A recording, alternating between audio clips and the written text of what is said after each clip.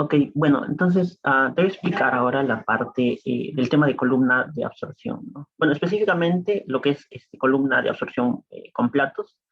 Bueno, lo primero creo que es entender un poco acerca de cómo es la operación, o sea, qué está pasando realmente pues, en la columna, finalmente. Pues para eso voy a poner un ejemplo, ¿ya? Aquí normalmente lo que tú tienes es que tienes dos entradas y dos salidas, ¿ya? Pero vamos a comenzar definiendo esta primera entrada. Esto que aparece aquí como G1 y 1, la parte de abajo, bueno, la de acá, ¿no? ¿Ya? Entonces, vamos a poner un ejemplo. Imaginemos que este G1 es una mezcla de gas, que sería, por ejemplo, aire más amoníaco, ¿no? Y a ti te importaría, de cierto modo, sacar este amoníaco. O sea, tú quieres de que este aire no tenga amoníaco, ¿ya? O quieres reducir la cantidad de amoníaco que hay. Imagínate que al inicio está entrando con un 20% molar de amoníaco, ¿no? Es un porcentaje considerable de amoníaco. Lo que tú quieres es reducirlo. Entonces, tú utilizas una columna de absorción justamente para ese fin. Entonces, tú lo que tendrías aquí a la salida, o sea, este G2 lo que idealmente debería tener es de que el porcentaje de amoníaco debería reducirse, ¿no? Entonces, justamente aquí estoy poniendo un ejemplo, ¿no? O sea, este G2, por ejemplo, sería igual, seguiría siendo amoníaco más aire, pero ahora el porcentaje de amoníaco debería ser menor, es decir, ahora, por ejemplo, sería 1%, ¿no? Entonces, tú lo que quieres reducir es ese amoníaco, ¿no? Pero ese amoníaco que se reduce, no es que desaparece, ¿no? Mágicamente, sino que en realidad ese amoníaco se tiene que transferir a algún otro lado, ¿ya? Ahora, ese lado donde se transfiere básicamente sería la sustancia que está absorbiendo el amoníaco. En la mayoría de casos, la sustancia que se utiliza es el agua, ¿ya? El líquido, ¿no? Esto tiene que ser un líquido. El líquido que está entrando por arriba, en este caso, es agua, ¿no? Idealmente, lo que debe ingresar sería agua pura. eh, por tanto, la parte de arriba no contendría nada de amoníaco, ¿no? Entonces, el porcentaje de amoníaco aquí, como lo pongo, sería cero, ¿no? Es decir, este L1 tendría únicamente agua, sería una corriente de agua.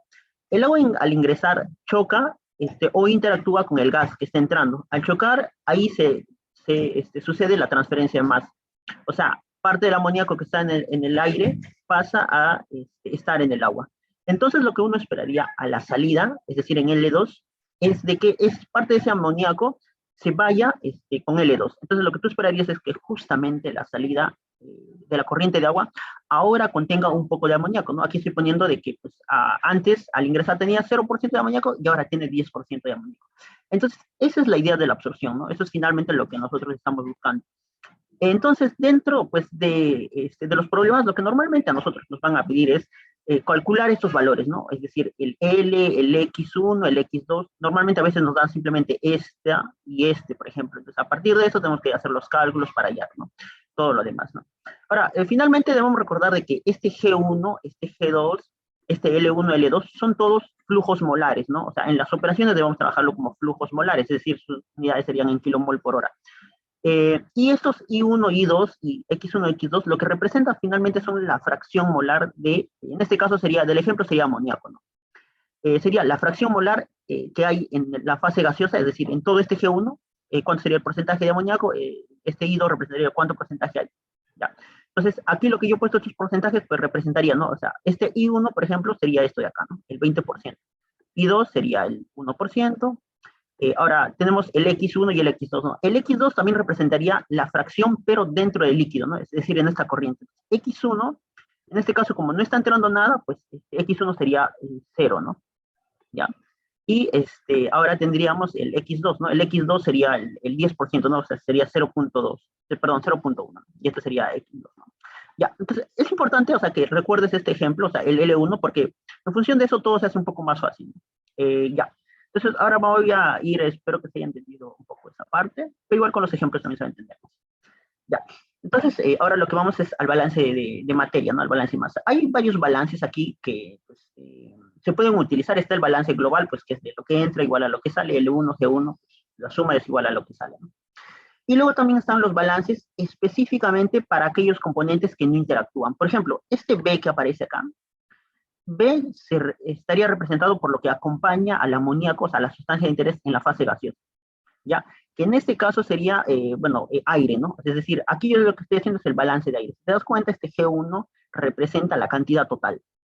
Si yo la cantidad, si lo multiplico por I1, lo que estaría hallando es la cantidad de amoníaco, pero aquí como estoy haciendo 1 menos I1, entonces lo que estoy haciendo es la cantidad total, pero solamente de B, es decir, de aire. Entonces, lógicamente, el aire, o sea, la cantidad de aire que entra tiene que ser la cantidad de aire que sale, porque el aire no interactúa, no se va para el otro lado. Entonces, básicamente están haciendo este balance, ¿no? Y se aplicaría lo mismo para el caso del agua, ¿no? El agua tampoco interactúa, ¿no? Solamente recibe el amoníaco. Entonces, la cantidad de agua que entra, que es esto, sería igual a la cantidad de agua que sale. Eso de ahí tiene un nombre específicamente, que sería GP y LP. GP significa el líquido portante, que sería en este caso el aire para el ejemplo, y el LP representaría lo que sería el líquido portante, que sería en este caso el agua, ¿no? Entonces, finalmente están todos estos balances. Es importante estos GP y LP porque luego para las gráficas estos se van a utilizar, ¿no? Entonces, pero si te das cuenta, ¿no? Tú conociendo el I1 y el GP ya tienes pero el G1 ya tienes el GP, ¿no? Y lo mismo para el G2 y el I2, ¿no? ¿Ya? Y luego tienes el balance molar, específicamente ya sería para el componente de interés, que en este caso sería el amoníaco, ¿no? Es decir, haces, ¿no? El L1 por X1 más G1 por X1, entonces es como que todo el amoníaco que entra tiene que ser a todo el amoníaco que sale.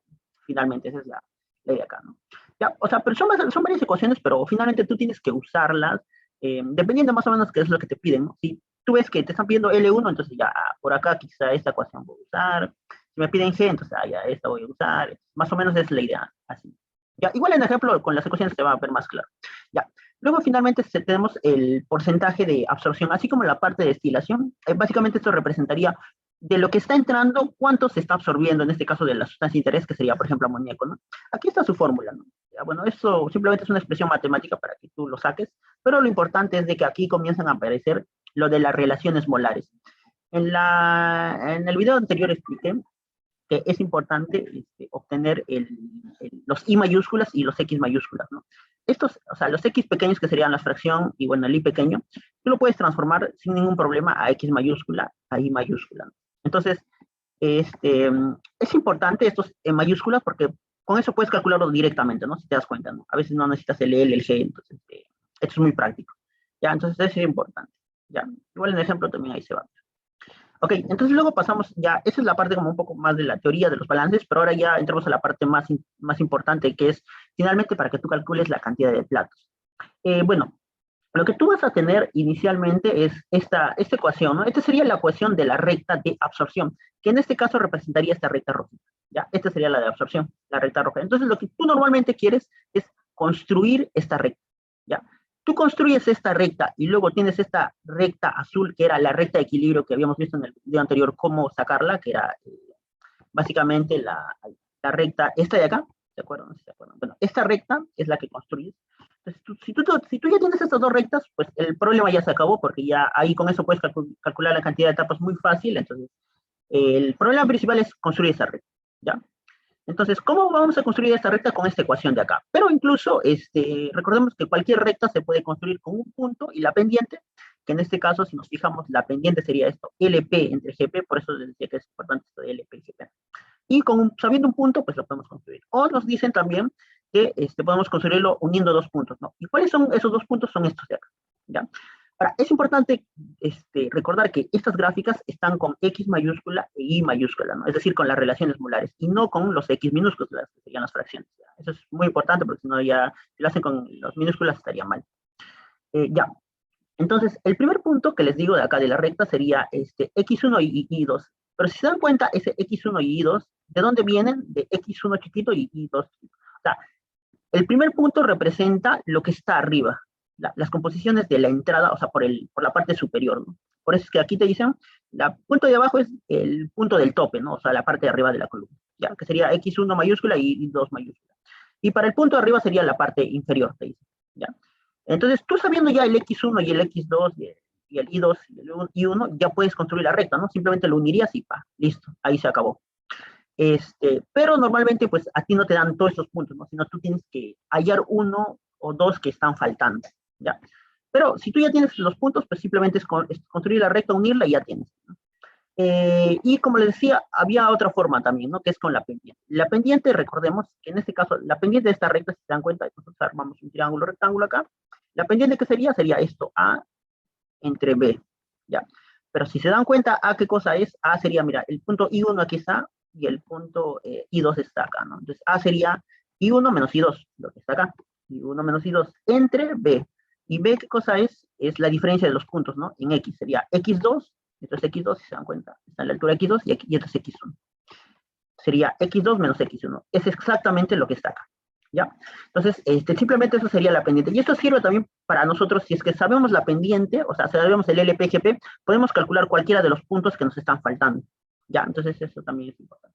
Bueno, entonces, una vez nosotros construyamos este punto y tenemos la curva de equilibrio, o sea, los de azulcito con los datos teóricos y esa cosa, ya básicamente ya se acabó todo, porque lo único que tenemos que hacer luego es construir la cantidad de etapas. ¿Cómo construimos la cantidad de etapas?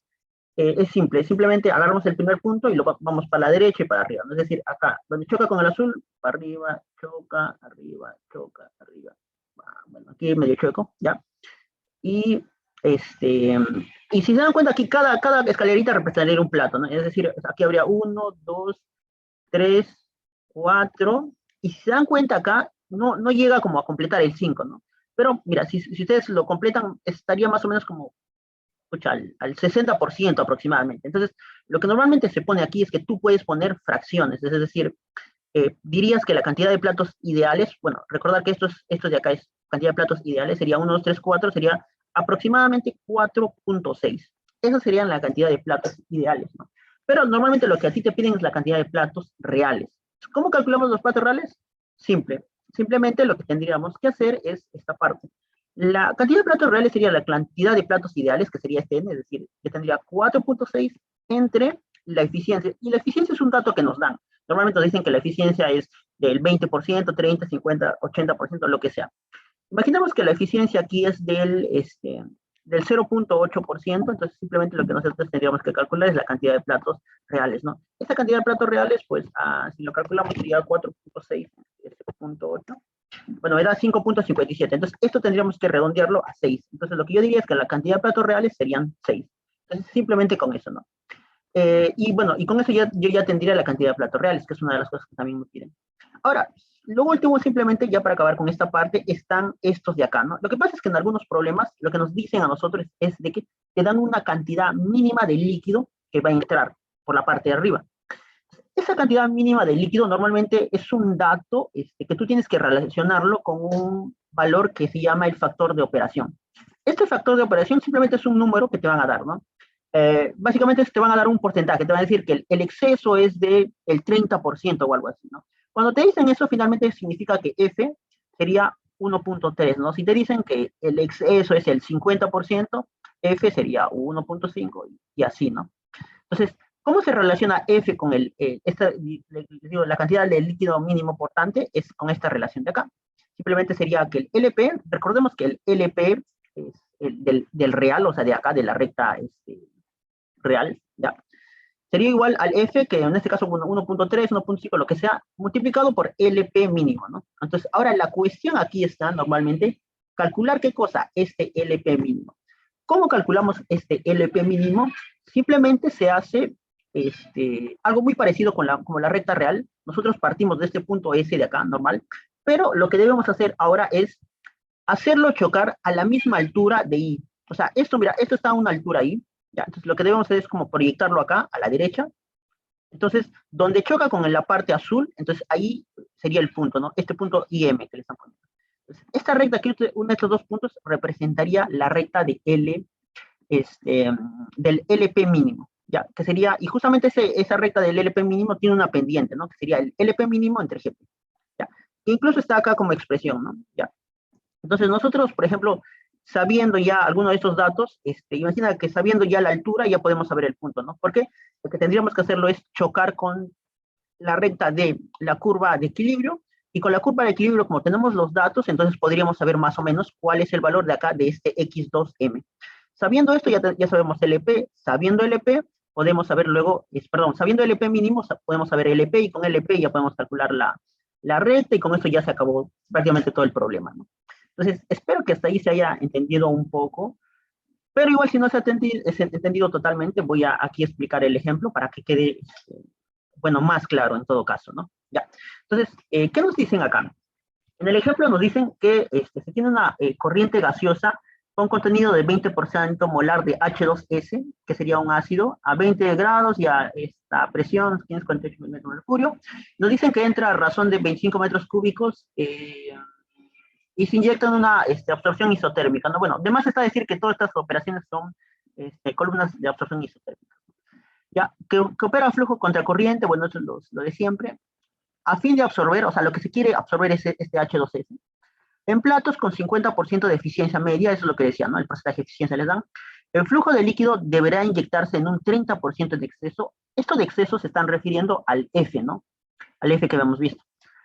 Respecto al reflujo mínimo, eso es lo que les decía, ¿no? Y se admite una reducción del H2S al 1% molar a la salida. ¿Ya? Nos piden un montón de cosas, porcentaje de absorción, flujo molar, bla, bla, bla, y platos, ¿no? Lo que sea. Ya, entonces lo primero siempre es copiar o tener aquí toda la mayor cantidad de datos que podemos sacar de el problema, ¿no? Lo primero que nos dicen es la presión, está en milímetros de mercurio, la temperatura a la que se da, ya hasta ahí chévere. Luego lo que también debemos reconocer es cuál es el sistema, ¿no? Este básicamente sería como el sistema que nosotros estamos usando, ¿no? Ahora, ¿qué es lo que entra? Lo que está entrando es un gas, ¿ya? Que tiene este ácido, el A, que sería H2S, ¿ya? Ahora, no nos dicen aquí qué gas está acompañándolo, pero normalmente no suele importar, no puede ser aire quizá, o puede ser, no sé, un hidrocarburo, lo que sea. Pero lo importante es de que nos dicen que el que se va a absorber es H2S. ¿Y en dónde se va a absorber? Se va a absorber en agua, ¿ya? Acá nos dicen, creo, el líquido inyectarse, opera en agua, acá nos dicen, ¿no? Que opera con agua a contracorriente. Entonces, el líquido que va a arrastrar o que se va a absorber el ácido, el H2S, va a ser el agua, ¿no? Entonces, por arriba estaría ingresando agua, ¿no? Por acá. Y por acá está ingresando un gas que no sabemos cuál es, pero que tiene el H2S, ¿no? Un poco del ácido. Entonces, bueno, ese sería un poco el entendimiento, ¿no? Ya, ahora, ¿qué otros datos nos dan? Eso es importante porque a partir de ahí vamos a partir, ¿no? Nos dan el caudal 1, que sería el caudal de acá, ¿no? De G1, ¿ya? Pero recordemos que todo este G1, L1, todo esto debe estar en flujo molar, ¿no? Entonces, esto aquí nos da un flujo volumétrico, necesariamente vamos a tener que transformarlo, ¿no? Pero ya eso lo vemos luego. Nos dan la eficiencia que es del 50%, entonces sería 0.5. Nos dan luego el I1, o sea, el porcentaje de entrada, nos dicen, ¿no? A la entrada tiene un 20% molar, entonces sería 0.2. ¿Qué otra cosa más nos dan? Nos dan el I2 también.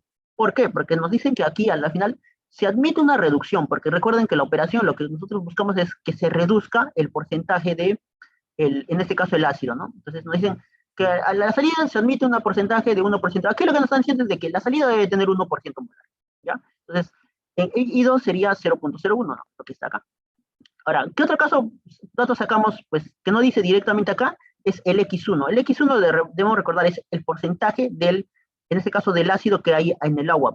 Pero nos dicen que están entrando agua pura, ¿no? Entonces, si está entrando agua pura, el X1 debería ser 0. Pues no hay, porque no hay, ¿no? O sea, no hay este ácido. Ya, listo. Entonces, luego, ¿qué otros datos tenemos? Tenemos este de acá, que nos están diciendo que acá, ¿no? El flujo de líquido, que sería el LP, ¿ya? El flujo de líquido es igual, dice, se inyecta con un 30% de exceso, es decir, 1.3 multiplicado por respecto al flujo mínimo, LP mínimo, ¿no? Entonces, ese es el dato que nos están dando, ¿no? Por eso yo les decía que esto es importante. Bueno, entonces, hasta ahí es todos los datos que tenemos, ¿ya? Entonces, ¿qué es lo primero que nos están pidiendo? Es el porcentaje de absorción, ¿ya? El porcentaje de absorción acá lo tenemos como una expresión, ¿ya? En función del L y todo, pero lo que les decían es, ¿cómo lo podemos calcular? Con los I mayúsculas, ¿ya? I2 mayúscula, I1 mayúscula. Entonces, si se dan cuenta, nosotros ya tenemos eso. ¿Por qué? Porque tenemos los I minúsculas pequeños, I1 y I2.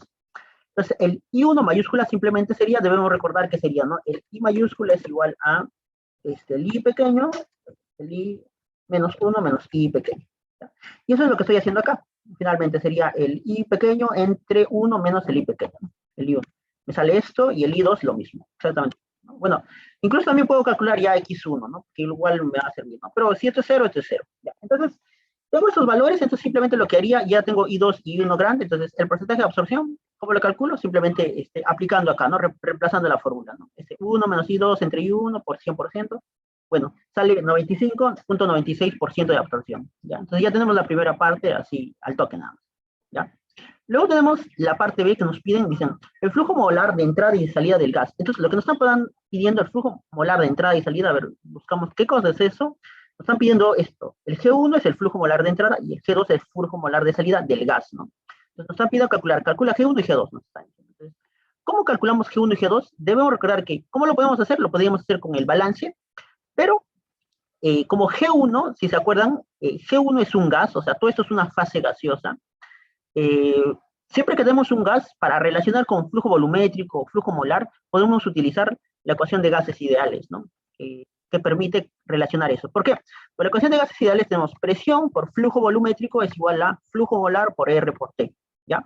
Pero si nosotros lo pasamos a los datos que nosotros tenemos, sería la presión por Q1, que sería el caudal 1. Ese caudal 1 es el que nos están dando, ¿no? Porque es metros cúbicos por hora, el de acá arriba. Multiplicado, no, perdón, igual a qué cosa, al flujo molar que corresponde. ¿Y cuál sería el flujo molar? Justamente estamos hablando del el G1, igual a R por T. Entonces, este de acá. ¿Qué debemos hacer? Simplemente despejar G1. ¿Por qué? Porque G1 sería el flujo molar, ¿no? Eso es lo que nos están pidiendo.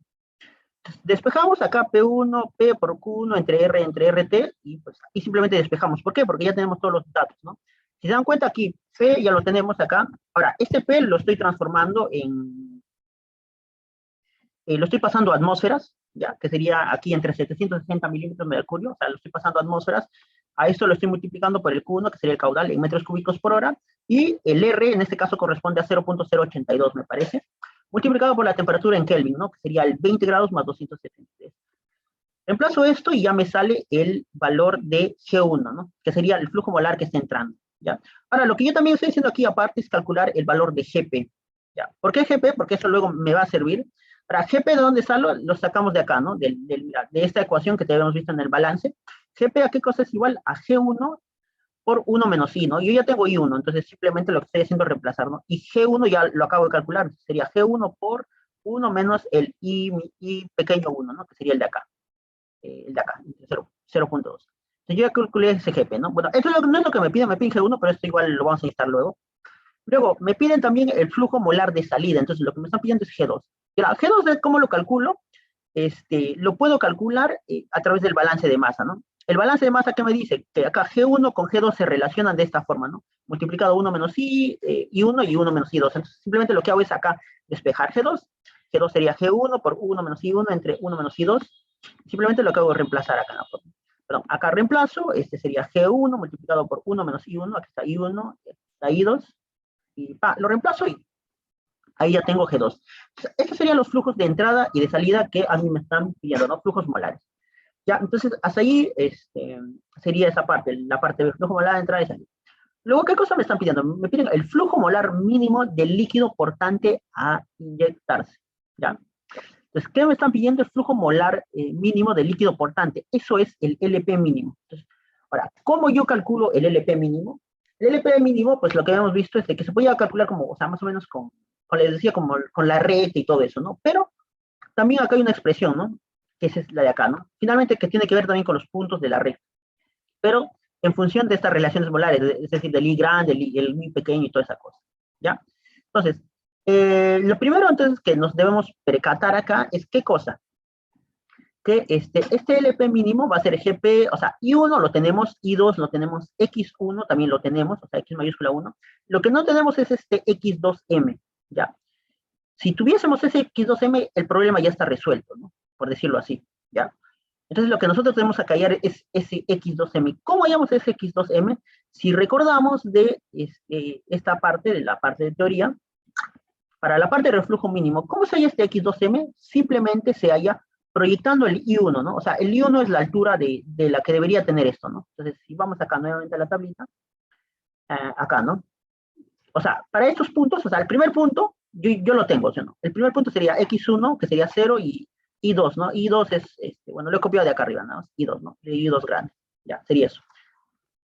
Ahora, el segundo punto yo no lo tengo, ¿por qué? Porque me falta conocer el X2, ¿no? El X2 todavía no lo conozco. Ya, el I1 sí lo conozco, porque está 0.22, 0.25. Ahora, para el I mínimo, ¿cuáles serían las coordenadas, no? Las coordenadas del I mínimo, si nos ponemos acá, sería justamente, está a la misma altura del punto I, entonces su I1 va a ser el mismo para el IM, ¿no? Entonces acá volvemos, y se dan cuenta que el punto I debería ser, o sea, debería estar a la misma altura, 0.25, ¿ya? Entonces, pero si nos damos cuenta, esto en dónde está chocando en la curva de equilibrio. Entonces, ¿qué quiere decir? Que yo tendría que ir a los datos de la curva de equilibrio y buscar dónde choca con I grande 0.25, ¿no? Para eso, ¿qué cosa yo debo hacer? Debo hacer la curva de equilibrio. ¿Cómo hago la curva de equilibrio? Con los datos. En este caso, como el H2S yo lo encuentro en la tabla de Henry, entonces, si recordamos la otra parte, simplemente tendremos que construir la tabla como ya habíamos visto, ¿ya? Ahora, aquí hay que tener cuidado porque si tú haces, ¿no ves? Lo de la presión, o sea, lo llevas desde la presión cero hasta la presión máxima, lo que nos vamos a dar cuenta es que claro, van a haber bastantes datos, pero aquí hay que tener cuidado. ¿Por qué? Porque si nos percatamos, nuestro I1 pequeño, ¿de dónde a dónde va? Eso tenemos que darnos cuenta. El I1 pequeño va de 0.01 a 0.2. ¿Qué quiere decir esto? Que todos los datos, o sea, que la gráfica más o menos debería estar simplemente en ese rango. ¿Y dónde está aquí I1 y I2 de lo que me ha salido? Está acá más o menos. O sea, ¿qué quiere decir? Que yo tengo que hacer un rango más pequeñito acá para yo tener más datos de esto, ¿no? Entonces, ¿qué quiere decir? Que todos esos datos de acá no me sirven, porque ya van a estar fuera de la gráfica.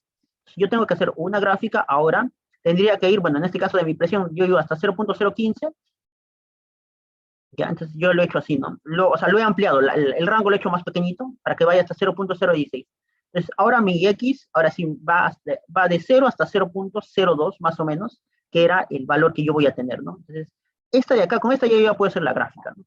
Aquí tengo X, tengo Y, tengo X grande y X y grande también, perdón, las mayúsculas, ¿no? Y esas mayúsculas es las que yo grafico, ¿ya? Y la gráfica sería la de acá, ¿ya? Esta de acá, esta es la gráfica, ¿ya? Esta es la línea de equilibrio, ¿no?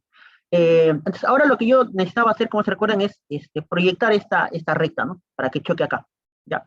Entonces, yo sé que va a chocar más o menos por acá, ¿no? O sea, yo me refiero a de que debería estar a una altura de 0 punto, más o menos lo que me está saliendo, ¿no? Vamos a ver, acá está saliendo, mira, 0.25, ¿no? ¿Qué quiere decir? Que donde choca va a estar más o menos a esta altura, mira. Nosotros podemos aproximar, si lo proyectamos 0.25, aquí va a estar más o menos en 0.003, ¿no?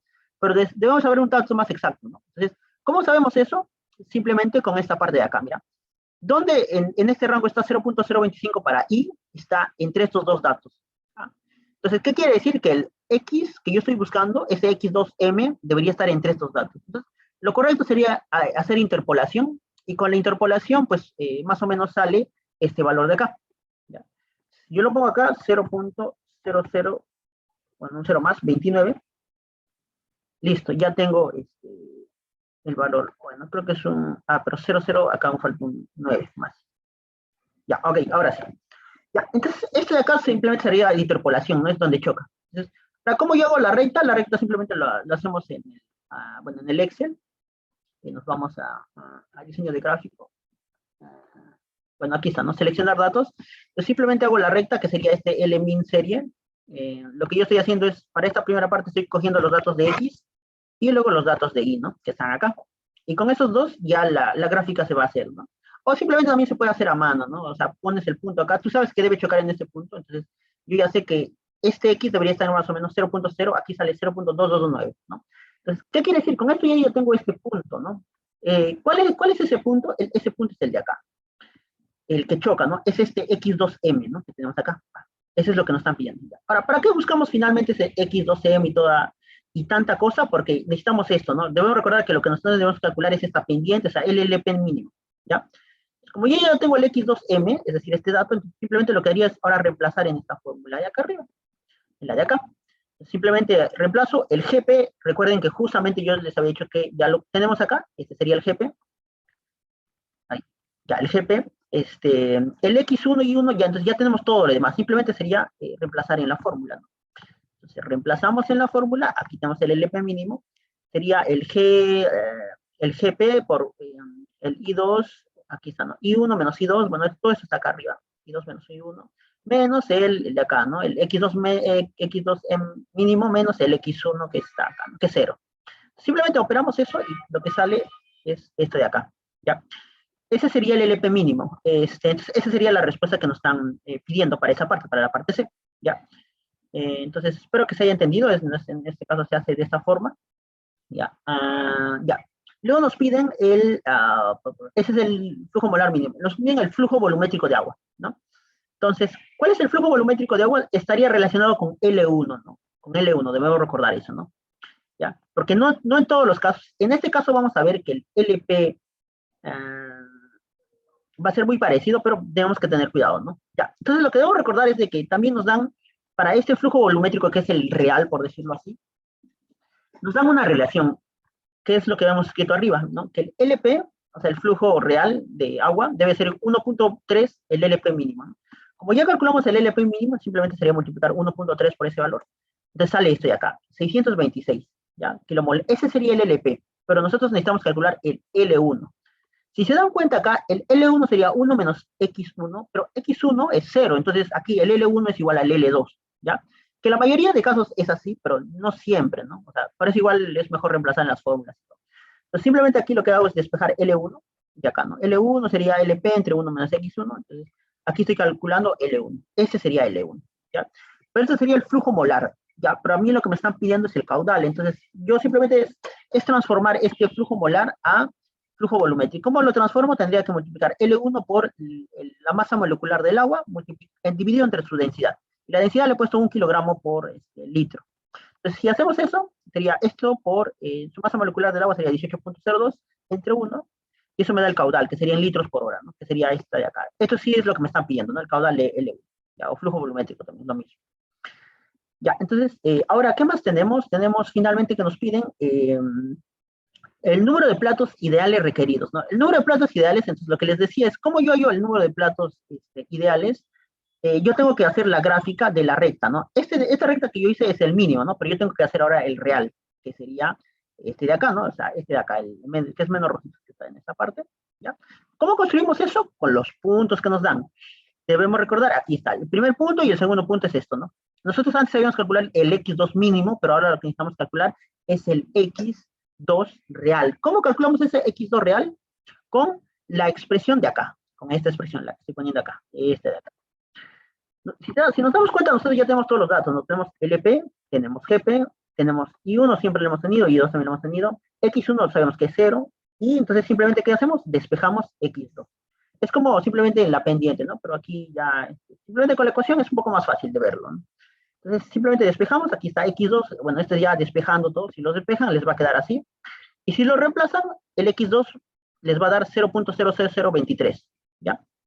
Que pues sería el valor que nosotros vamos a poner acá, ¿no? Entonces, yo estoy haciendo lo mismo, entonces acá simplemente pondría, el primer punto es S, que nos ponen que sería el punto de abajo, X1 y Y2, que es este de acá, que serían los datos de arriba.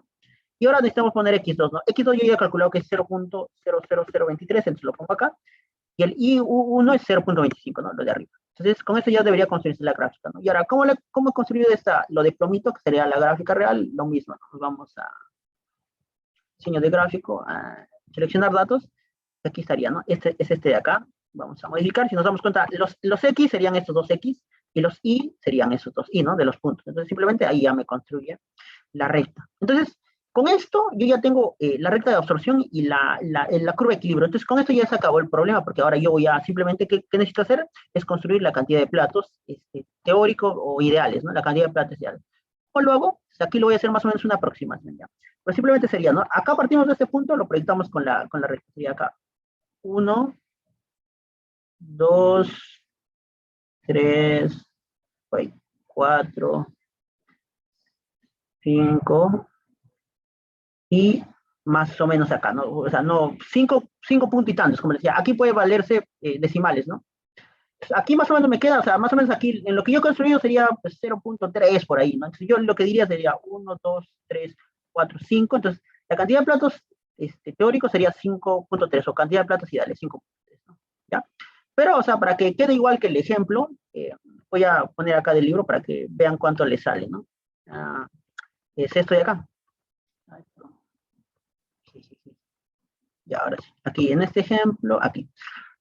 Acá les queda 5.9, ¿no? Bueno, debe ser porque yo, pues, bueno, como lo he puesto así. O sea, si lo haces exacto, probablemente te da así, ¿no? 5.9, ya. Vamos a decir que da 5.9, ¿no? O sea, sería 5.9 lo que está trazando, ¿no? Entonces aquí vamos a poner simplemente que hoy se me eligió, que la cantidad de platos ideales, que la cantidad de platos ideales sería 5.9, ¿no? Entonces, como ya tengo la cantidad de platos ideales, lo único que necesito hacer es ahora utilizar la eficiencia para calcular la cantidad de platos reales, ¿no? Voy a poner acá, porque se eligió, pero finalmente sería esto de acá, ¿no? Yo tengo 5.9 y lo único que necesito hacer es ese 5.9 lo divido entre la eficiencia. ¿Cuál es la eficiencia que me dan? Me dicen que la eficiencia es del 50%, entonces sería entre 0.5.